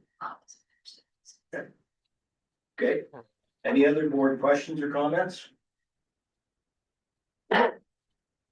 Any public questions or comments? See, not sure. Thank you very much. That being the case, if I can have a motion and a second for approval of bond resolution 260317, not to exceed 12 million for Mountain View Manor in Whitefish. It's been moved. May I have a second? Second. It's been moved and seconded. All in favor, please say aye. Aye. Aye. Opposed, same. Thank you. Opposed, same sign. Motion carries. Jason? Okay, the next one is Wildflower 4 Apartments in Missoula. This is in conjunction then with Wildflower 9 from last year. So Wildflowers 4 Apartments is a 56-unit family property located in Missoula. It's an act rehab costing approximately $342,648 per unit. Oshia Developments and United Housing Partners are the developers and are requesting a bond not to exceed $12 million. This includes the buffer. Unit AMIs will target 60%. There are letters of support that were received from Missoula City Council, Mayor, and Community Planning Development and Innovation Department. Staff does support as well this proposed deal. Any questions or comments from the board? Jason, is our current, in current, not coming up with the right name, are we 395 per unit? Yes. Okay. Yep. That's what I thought. I'm impressed that these are under that. Most of them are coming well below what Yes. they have been, so. So I'm impressed and encouraged. Especially after rehab though. Yeah. Typically. Yeah, but this is good. Okay. Other board questions or comments? Any public questions or comments? So may I have a motion and a second for approval of bond resolution 260317. This is MFO 5, the amount not to exceed 12 million, and this would be for Wildflower 4 bond. I would so move, Mr. Chairman. Thank you very much. May I have a second? Second, this is Sheila. Okay, Sheila, we'll get you in for the second. Everybody seconded. Okay. All in favor, please say aye. Aye. Aye. Thank you. Opposed, same sign. Motion carries. One more. Okay, Mr. Chair, the next one is Goldspur at Urban Farms in Bozeman. This one was approved in June last year. They just redid the stack, or what, not the stack, but the how the resolution set up for the bond part. So nothing's changing as far as loan amounts, bond amounts, anything like that. It's just the construction of the bond deal. So it's a 4% deal, 145 units in Bozeman, new construction, just under $360,000 per unit, $30 million, and the unit AMIs will target 60%. So staff supports this proposed deal as well, and it is set to close June 9th if this does get it. Okay. Any board questions? Jason, I think I understand what you just said, but this would have been part of bonds that we already knew about in Bozeman, right? Correct, it was already approved last, yeah, yeah, So it's not more. just restructuring the bonds all of it. Okay, Yeah. all right. That's what I thought. Any other board questions, other comments? Any public questions and or comments? Then I'd like to have a motion for bond approval 26-5-12 MFO 8 in the amount not to exceed 30 million for Gold Spur in Bozeman. So moved. Thank you. May I have a second? Second. Thank you. Moved and seconded. All in favor, please say aye. Aye. Aye. Aye. Oh, same sign. Motion carries. Mr. Chair, if I could say one more thing, just to let Absolutely. the board know, we actually have TEPRA meetings tomorrow. We have 5 projects for TEPRA tomorrow to go up to the government for signature. So lots of 4% is getting done here coming forward. Wonderful. Wonderful. Okay, Jason, you're done. Before we move on from Jason, I just had a quick question. So Jason, on the Mountain View one, and the summary described it as being for 12 million, the motion actually states 11 million, or the resolution states 11 million. Oh, so it'd be 11 million. Oh yeah, I just wanted, yeah, so. Can we recommend that motion? So that the motion matches the resolution? And this is on Mountain View. Yeah, on Mountain View, yep. Okay, so in Mountain View should be 11, not 12, correct? Correct. So may I have someone amend this motion? Reflect 11, not to exceed 11 then. I would move to amend the motion. Okay. May I have a second for that? Rachel has seconded. You're amending the motion on Mountain View manner to 11 million, 12 million to be accurate. All in favor, please say aye. Aye. Opposed, same sign. Aye. Motion carries. Okay, Can I ask Jason a question? absolutely. Can you remind us of the process for June for the loan? Yep. So, yeah, it's just gonna be a verbal, 5 minutes, 10 minutes, can't remember what we said now on that one, but they'll just have a quick verbal, so there won't be any photos or anything online, and then, yeah, we'll vote similar to what we did today. Okay, I was just kind of curious as to how much time I should allot for that particular, I have a meeting following that, Yeah. so I might have to shift it, so. Well, it all depends on public comment, that's gonna be the hardest part, the estimate, so there's You'll just 20, move it a whole day. yeah, there's 22 of them, so, Holy cow. yeah, that's double what we have today. Okay. And I think that's why we decided to go with 5 minutes instead of 10, so just to try to keep it short as possible. All right, thank you. Trying to get the board to resign right now. Okay, Jason, thank you. Staff, thank you again. And let's move on to the finance program and Vicky. Miss Vicky is having a lot of fun with the state IT training that's happening in another room here at this same hotel. So I'm gonna give the quick accounting and finance update. So in your packet, you'll find the investment diversification bar graph and the corresponding memo. Diversification is an investment strategy that entails the purchase of a mixture of investments and reduces the exposure to investment risk. There are limited options available that fit within the board's investment policy, so currently invested in money market. At the end of March, the board's investment balance, not including any new program mortgage-backed securities, was 185.7 million, with approximately 171 million deposited in the money market, earning a return of 3.55%. The remaining 14.7 million in funds are invested in Fannie Mae and Freddie Mac bonds and a smaller MBS from prior program, with rates ranging from 3.69 to 6.52. Under the MBS program, at the end of March, we had purchased 186.1 million of Ginnie Mae MBS and 9.5 million in Fannie Mae MBS with bond proceeds. For the weighted average yield trend graph, we use the average yield of each investment type and the par value of those same investment types to calculate the weighted average yield. The weighted average yield on investments has decreased year to year from 4.38% in March of 25 to 3.72% in March of 26. The rate decreased from 3.75 in February to 3.72, just a slight tip down in March of 26. These averages do not include the rates on the MBSs, which range from 4.75 to 5.375. For our bonds outstanding, those are included on the dashboard. So you'll see now in the graphs that Logan will pull up. That's the numbers I just gave you and the investment balances. And the next page includes the weighted average yield, and you can see that we're in a bit of that declining weighted average yield environment. So I know Vicki, in partnership with our finance team and financial advisor CSG, will continue to look for opportunities for investments to try to increase that weighted average yield. So those opportunities are available. And on the final page, notes our bonds outstanding. This is as of the December 1 debt service. In the single family 1 indenture, we had 730 million. Single family 2, 58 million. Single family, and I can't interpret the Roman numeral this morning. Yeah, not so smart. A little over 7 million. We have that very small multifamily amount of 75 million, and for a teacher's bond that we have 86 million. So total bonds outstanding 795.5 million.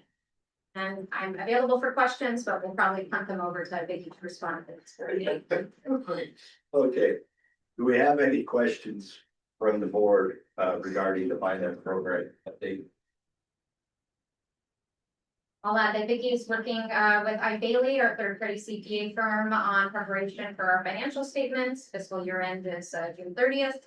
And there are a couple of changes to GASB that she's working through. It includes adjustments to the management discussion and analysis piece of the financial statements. And so we had a half-day strategic retreat with the board managers, and we talked through the GASB changes for the MD&A and the expectations for different managers to not just say what the facts were or the amounts or the production, but what we believe were the contributing factors to those underlying deliverables for the last fiscal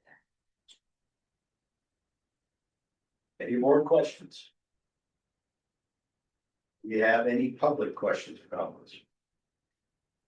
None. None? Nothing. Okay. Thank you. We'll move on to Jessica.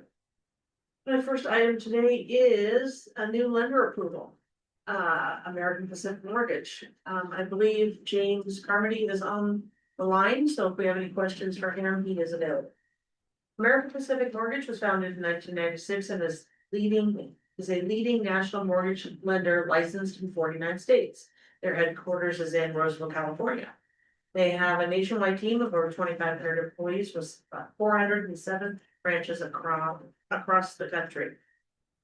Their Montana location is located at 2600 Stadium Drive in Bozeman. And APM currently employs 6 Montana residents, as well as employing 56 loan officers licensed in the state of Montana. Along with their mission to create opportunities and access for underserved groups by championing diversity and inclusion within workforces and communities we live in and serve in, American Pacific Mortgage offers both face-to-face and digital lending experiences.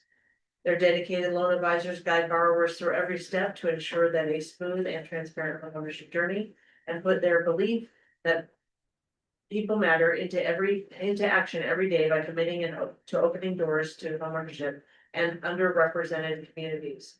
APM is approved to underwrite conventional FHA, VA, and USD loans, and they look forward to originating regular bond down payment assistance and VHLP programs that MPOH offers.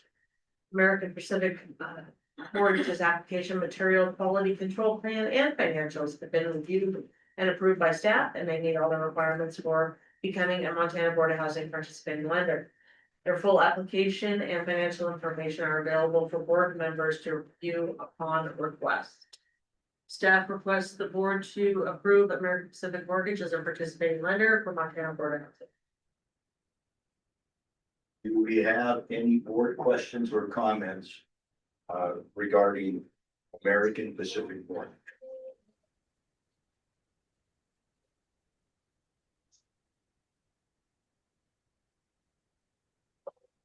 Okay, do we have any public questions or comments concerning the American Pacific Mortgage? James, you came off mute. Did you want to talk about anything? I wanted to just make myself available. I'm James Carmody, the product development manager here at American Pacific Mortgage. Thank you. Hearing none. May I have a motion and a second for the approval of American Pacific Mortgage as a lender to Montana Board of Housing? So moved. This is Sheila. Thank you, Sheila. May I have a second? Amber is seconded. It's been moved and seconded. All in favor, please say aye. Aye. Aye. Opposed, same sign. Motion carries. Jessica, back to you. On my dashboard, you can notice a little different on my dashboard. This is due to 508 compliance, so I'm still getting used to where everything is as well. First thing I'd like to note is that you can see that our MBOH rate has remained at 5.375, which is quite a bit below the market. So we're still doing very well with our rate. We're still getting through our 2025B funds. We have approximately $11 million left of that. New bond resolution is forthcoming. And reservations were up last week to 24. Where we saw in the beginning of April, there were 7. So reservations are ticking up, which is good. Spring is here. You can see that we had a number of reservations in April, 45, DPA 19s, etc. Moving down to loans purchased by lender, I kept that as just our year to date numbers. Not much changed here. We already know that our portfolio is reducing. It's reducing very, very slowly. So that's all good. I do have a RAM loan request that's probably going to be coming in June. We're trying to get more information on that project for the board before approval. As far as foreclosure rates go, I think Jess is going to talk more about that, but I wanted you to note at the very bottom.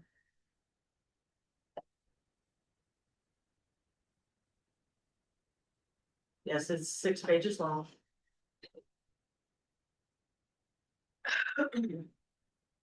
There we go. That Montana, you can see on the very last graph there, Montana is lower than the nationwide and even lower than the region as far as 30-day, 60-day and 90-day foreclosure rates. So Montana is still doing well and holding our own. So that's all I had for my dashboard, but I do have one last thing to kind of tuck in was answers to Chairman Posey's questions regarding community land trusts and habitats. So I have that forthcoming probably in June as well, the new proposal, but I wanted to get back to him. One of the burning questions was, do habitat loans have garages? And the answer is yes and no. So the Gallatin County has yes. Flathead County has yes, and Bozeman, Livingston has yes. Big Sky, it's unknown, they didn't respond. And Missoula does not have garages, either one of them. Either one of the CLTs with Habitat do not. The Helena usually has garages, but the next 5 homes are not gonna have garages. And Butte never has any garages because it's in a historic district, the entire town. And Billings has garages. The next one was, are the ground leases fees included and what are they? They range anywhere from $25 to $50 a month, and it's my indication that they are included if the loan to that or the debt to income ratio. Does the borrower pay property lease land? Again, we have a mixed bag. There are 3 that do not include it because those CLTs have worked with the Department of Revenue to get them exempt. Those are the Missoula CLTs and the Bozeman Livingston CLT called Southwest Community Housing Trust.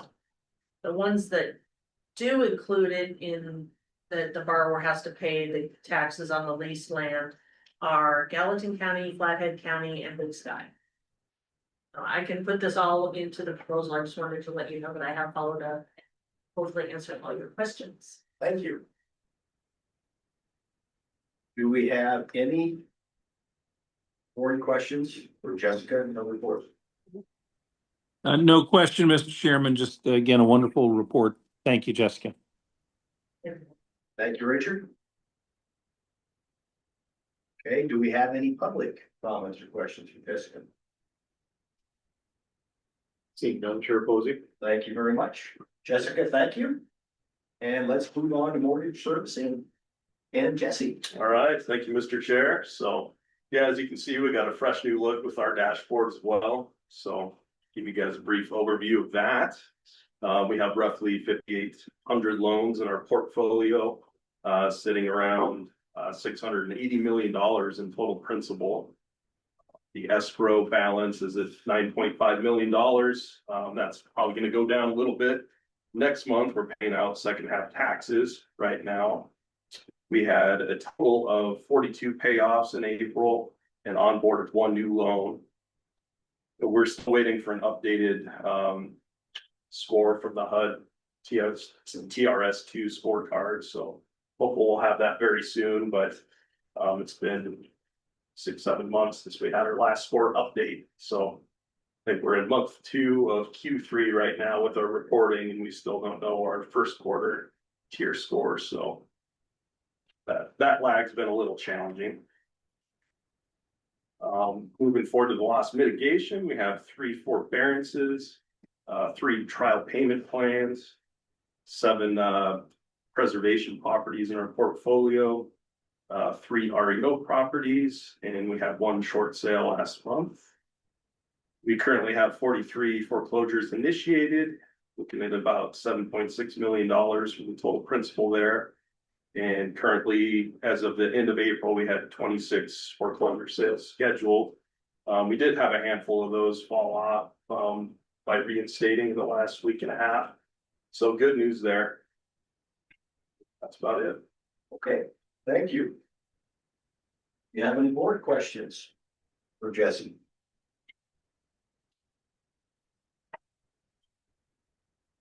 Do you have any public questions or comments for Jesse? Seeing none, Chair Posey. And my board's going out. Hearing none. Jesse, thank you very much. I appreciate this has been a long couple of days, folks. Let's go ahead and move on to the operations. Sure. You're gonna kick us off, Joe? I am, yeah. So the next board meeting will be held Monday, June 8th, via Zoom. Some board member opportunities again, the Housing Partnership Conference happening next Monday, Tuesday, Wednesday, May 18th through the 20th. The registration is closed. If you did work with Logan to register but are now unable to attend, just let her know as soon as possible, because we do have a standby for registrations. More people want to come than what we have capacity for. So let her know right away if you're not going to be able to make it. And then also you're invited to join the 10 City Roadshow this summer, attending the destination closest to your residence. Get a hold of Cheryl if you'd like to attend. And there's more details below in the packet there at the bottom of that for the dates and locations. Couple of contracts updates. Foreclosure attorney, the Hendrickson Law Firm, that's been submitted for renewal. It's in-house right now, so we're working on that. Our prestigious outside legal counsel, Jackson, Murdo and Grant with Nathan and Grace, that's being reviewed for renewal. So we got that in-house too, and that's due up here pretty quick for just another renewal. Builder's Patch. So this is the multifamily software that we use. It was a new statement of work that's been added to that. It just has better tools for asset management for Brian and the team to handle with that. So, and then we have a Montana homeownership network, and that's with NeighborWorks Montana. That's being renewed for its final year. That contract supports NeighborWorks Montana Homebuyer Education Counseling Network for the HUD certified housing counselors. And DLS consultants, for mortgage servicing for Jesse's team, that was submitted for renewal and it was actually just executed here just a little while ago, so that one's good to go for another year. Personnel, mortgage servicing, Jesse's team has an opening for a risk mitigation specialist that was posted internally. We felt like we had, enough experience and knowledge to post internally to our housing staff, so that one's, I think it's just about closed, or I don't know if you've chosen anyone yet, but we can give another update on that in the June meeting. And I can stop from there and ask your questions before, unless you want me to handle half in community housing, Cheryl, so. So that's all I have. Does the board have any questions for Joe? I just have one. Who's the lead attorney now at the law firm? For Hendrickson, Yeah. Jeff Turner. Yes. Just curious. Yep. And they handle just the foreclosure Right. portion of that, so yeah. Any public questions or comments for Joe? Seeing none, Chair Posey. Never are, so it's okay. Let's go ahead and move on to Cheryl. Right, so update on the homeowner assistance fund, a total of 4,165 applications have been submitted to all the statewide programs as of May 16th. The team has expended 32.3 million on all programs. They're seeking a temporary hire for the home repairs program. They have ceased offering forward-facing payments as of May 1st. They processed their last utility application, and they will be accepting reinstatement and lien prevention applications through the end of July. And then the program will be closed down to new applications to give staff time to process the submitted applications before the program closure date of September 30th, 2026. So this is the end of the performance period, expenditure period for the HAP program. Really big congratulations to that team. Home repairs, a lot of lessons learned in that program, but really helping a lot of Montanans with some essential health and safety and accessibility improvements to their homes. For the community housing team, did provide the 2026 allocations for the CDBG and home program. They have not yet announced the housing trust fund allocation, but we anticipate it'll be probably similar to the 3 million we received last year. The draft 2025 consolidated annual performance evaluation report, also known as the CAPER, and the 2026 annual action plan will be made available for public comment later this month and then again in mid-June. So please watch for opportunities. There will be public hearings to comment on both the CAPER and the AAP on June 10th and July 9th. The 2026 AAP will propose 2.5 million in home, 1.5 million in CDBG, and 2.7 million in HTF to be made available for multifamily development and preservation and to address homelessness. There's an additional $200,000 in home funds to be used for down payment assistance. The home HTF and CDBG housing applications will be due September 15th. Commerce has suspended the CDBG housing stabilization program because all funds earmarked for single family rehab activities have been awarded. We will accept applications again in 2026 when funds become available in the fall of 26. And then for my report out, wanted to share with the board that Commerce launched its first Aspiring Leaders program. This program includes assigned learning modules through LinkedIn Learning with monthly in-person meetings to discuss key takeaways, share insights, and explore practical applications. I've included the names of all of the Board of Housing and Housing Division staff. They're participating in this first round of the program. And bragging rights, the Housing Division broadly had the most applicants and participants in this program of any other division within Commerce. The program invited division administrators or other directors' office leaders to take the same coursework and participate in some of the meetings.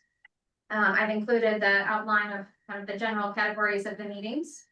I joined the March and April meetings to share my experience related to those subject matters, which included change management and growth mindset and how to think big and to give and receive feedback.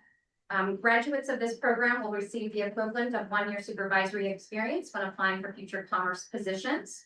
And the intent is to support the career growth of Commerce professionals so they will be well situated for future leadership positions within the department. I really got a lot about attending these meetings and hearing from the other participants. Brian is one of the participants in the program. And I think the state of Montana will be looking at this as a model to potentially expand enterprise-wide. I think it's really important that we invest in our workforce and make sure that people see a career plan and not just here to do a job.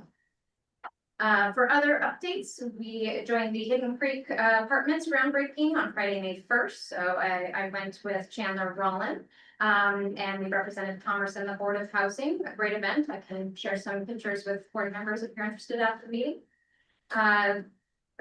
Richard and Ryan and Bruce and I all attended the 2026 NCSHA Legislative Conference in April in DC. So I'll finish this report up, but then I'd love to solicit any takeaways from Bruce and Richard. The 2026 Mountain Plains Regional Housing Summit was held earlier this month. Joe, Vicki, and Jessica all attended, so we can hear their takeaways as well. And then just sharing kind of what we've got on deck coming up. So we had, every year we provide survey responses to NCSHA. They compile a fact book, including this data from all state housing agencies. And so we submitted our surveys last Friday. We're working on the 2029 Biennium Executive Programs and Services Inventory of our programs. That's due this Friday. We're working to update our internal control plan, our organizational risk assessments by June 30th of this year. And I already mentioned the adjustments underway for the financial statements to align with new GASB standards. We're continuing to work on 508 compliance. The Department of Justice did announce a 1-year extension to the effective date, which is now April 2027. However, Commerce has established an internal deadline of October 30th of this year for all website materials, board meeting packets, and application systems. This is in acknowledgement that we don't want to be working on this stuff in legislative session and also challenging during the latter part of the winter when people are out for holiday. Board members will see these additional adjustments, templates in this board meeting, and there will be other adjustments as we work with our partners to make sure we're in compliance. And then lastly, I've included the 10 dates for the roadshow, and many thanks to Vice Chair Sheila Rice. She will be attending the Great Falls roadshow event, so feel free to holler at me if you are interested in joining for those. So I'm going to pause and just go back to the NCSHA LegCon and see if Richard or Bruce would like to share any of your takeaways, and I'm happy to share any of mine as well. Richard, would you like to start, please? Yes, I'd say that for those who have not attended in the past, and this was my first conference, kudos to past boards of housing, past executive directors, and especially to our current team and Cheryl. We have good relationships with the key players in DC. They're aware of what we're doing, very aware. I think we're making an impact around the state, and our elected representatives are hearing that and have heard it.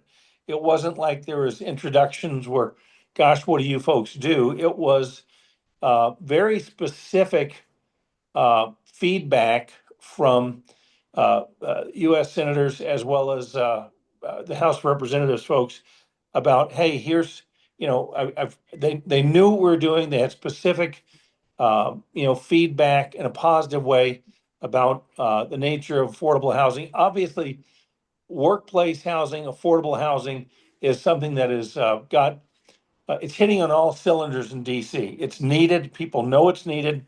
And I'd say going forward, simply, if you can attend, please do. We need to keep this kind of presence going and keep the lines of communication open. But those lines are open. It's been very positive. So I was encouraged by what I saw there. Thank you, Cheryl and Mr. Chairman. Thank you, Richard.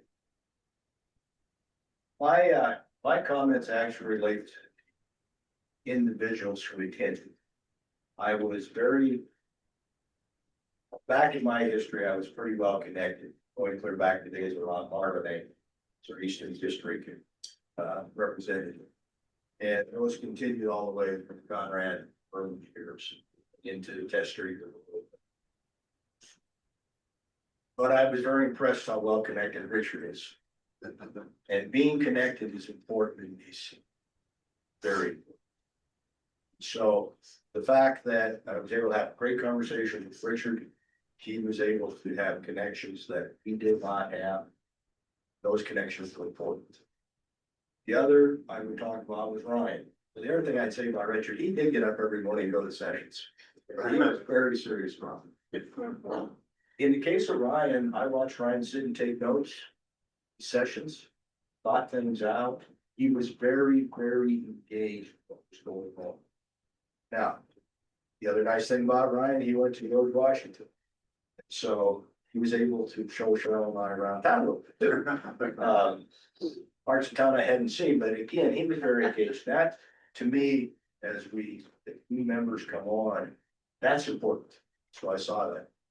And the final thing I would say would be about Cheryl. Everyone knows her when she walks in the room. Okay, and I mean, we walk in the room with the senator and congressman, their staff knows her. She's been on the phone, she's talked to them, she's had issues that they need to discuss. They've called her.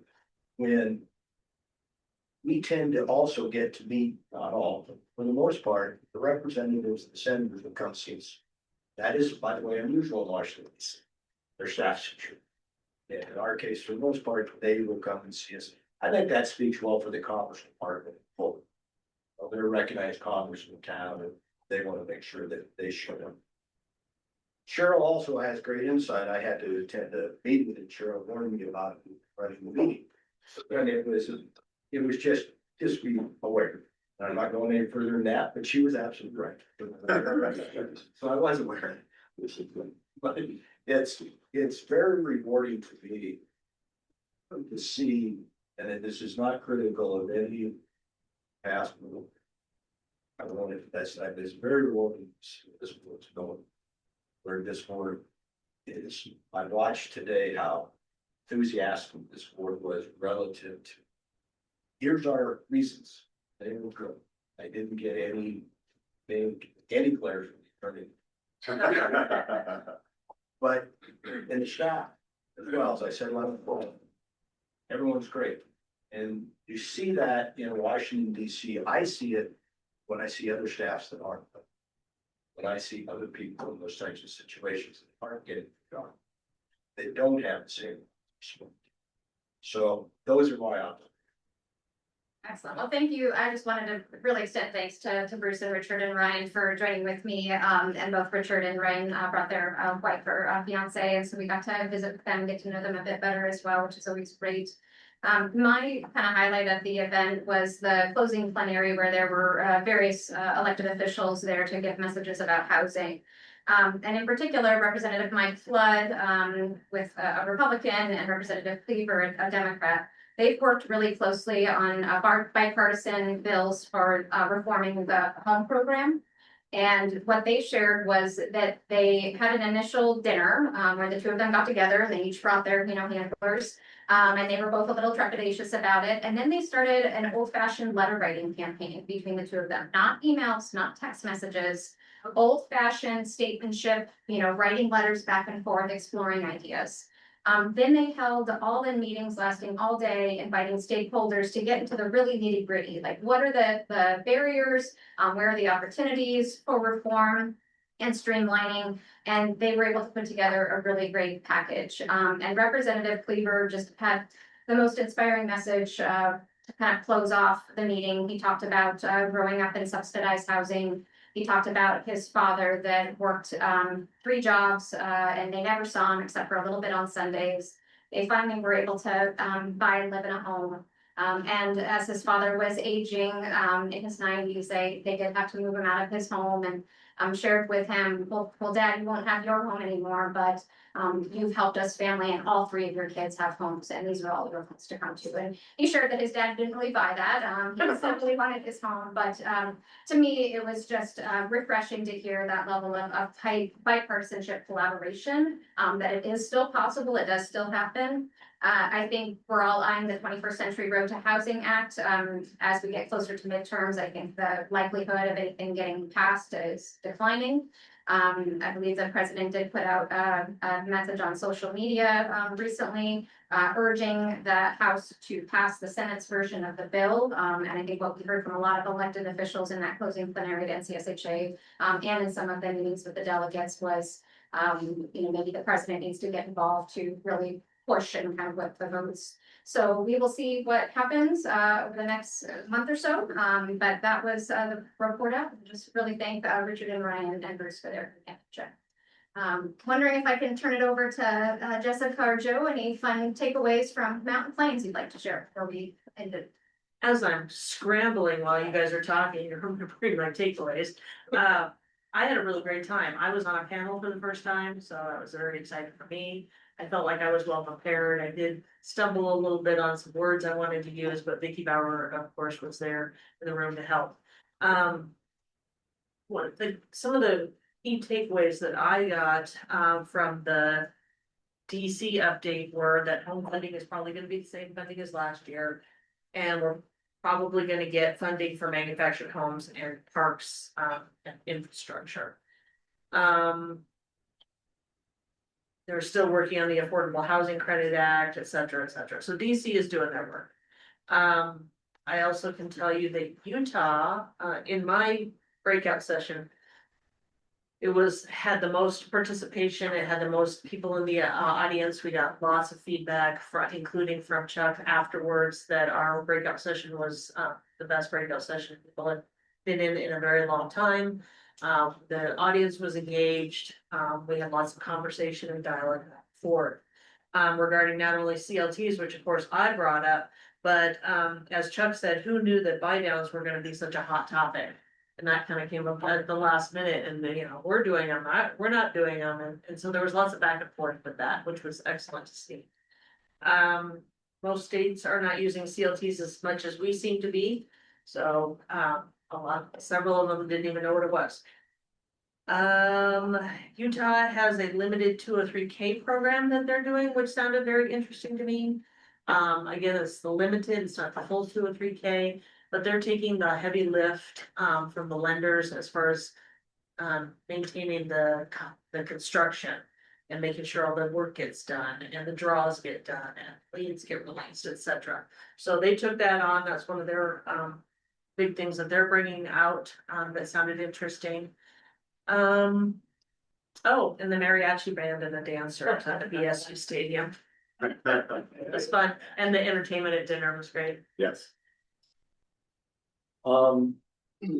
Before I move on to my Mountain Plains, just a couple of things. There was Jacob Kuntz in the chat was going back to Jessica's comment about Habitat for Humanity homes and talking about Helena. We do not build garages as an orientation towards opulence. We are typically building within established neighborhoods that have existing covenants and development standards, many of which require garages and minimum home square footage. If we are able to build a home without a garage in order to improve affordability, we will absolutely forego the garage. So that was according to Jacob, just to let you know. Well, that's good to know. Thank you. Yes, thank you, Jacob. I learned a little bit more about AI because artificial intelligence has made its way into Montana, into HFAs throughout the Mountain Plains region. So Montana, the state of Montana has an AI policy for acceptable use, but most of the other states also have acceptable use policy, what can and can't be used, different platforms, ChatGPT, etc. But for Montana, we use Perplexity, which is just a state sanctioned AI that we're able to use. There's a few of us in Montana Housing that have those licenses. We also use the Microsoft Standard Copilot for most of our Microsoft suite as well that we can use. So that was interesting that AI has crept into the HFA world. Interesting from Colorado, their uncertainty about around state and federal programs for them, with HUD, FHA, things like that. So they're coming out with a new strategy. So I'm hoping to hear from our counterparts in Colorado here soon. I'm on their email list to kind of shoot us what their strategies are, and maybe we can beg, borrow, and steal some of those too for our HFA through the Montana Commerce. Utah, they're moving to a huge office. They are leasing space, which starts in August. And interesting about Utah too is that their legislature passed for a 9-member board for their HFA. And the actual HFA themselves, they have no input on who those board members will be. Those are picked politically, I'd imagine. So they were kind of in disarray there about that new passage of that law. Rose, so this is remote online work. With COVID being done, most people are bringing people back into the office. Montana, we've got a pretty, the state of Montana has a robust Rose work system, and with Montana Housing, no exception, some folks get 3 days to work from home, some get 2, some get 1. Most of us program managers, we just decide to come into the office along with Cheryl every day, but it's interesting that some of the states are pulling back those remote online workers and bringing them back into the realm of the workplace just for cohesiveness and to keep that culture alive too. So it's interesting, but and it's mostly the servicing departments too. And I asked the question, is it because of your tech debt that you have, like they can't work from home because they can't access the data or, answering phone calls? Most of it was taking payments, whether it's checks or walk-in people that are walking in to just pay with their check or cash or something like that. But most of those Mount Plains states have their servicing there 5 days a week. And I already discussed this with Jesse too a little bit ago when I got back too. And we talked about servicing and our folks too, because I can't remember how many folks you have under you that are indirectly reporting to you. Maybe it's 10 or 12 or something like that. Yeah, 11. Yeah. So talked about that, but our Rose seems to be doing, the remote online seems to be doing okay. And moving forward, talked a little bit about technical aspects, us moving forward with our RFP, getting off of an H system and moving forward into the 21st century too. And a couple of other states have gone forward too, and have gotten off of legacy systems and moving forward. So we got some really good feedback from some of them too. And there was a few vendors that were there as well that are in the HFA realm of software too. So got to talk to a few of them, and they know that our RFP is out on the street and they started their response. They didn't ask me any questions about that because they know our state procurement laws are pretty stringent on me saying anything or giving any information out, but it was a good discussion that I had with a couple of the vendors too. So it was a good time. And Boise's an absolutely gorgeous city. That's my 3rd time down there and I love it more and more. So yeah, really cool. Very good. Big shout out to Joe that Yeah. sat in on the executive director panel on my behalf and read 6 pages that I typed out for him, including some music lyrics at the end. Which I did not sing. Did not sing. So when I come home cold and tired, it's good to warm my bones beside the fire. So that's the lyric for you. Yep. So I think that's all I have unless there's any other questions, Chair. Anything else for the board? Anything else for the public?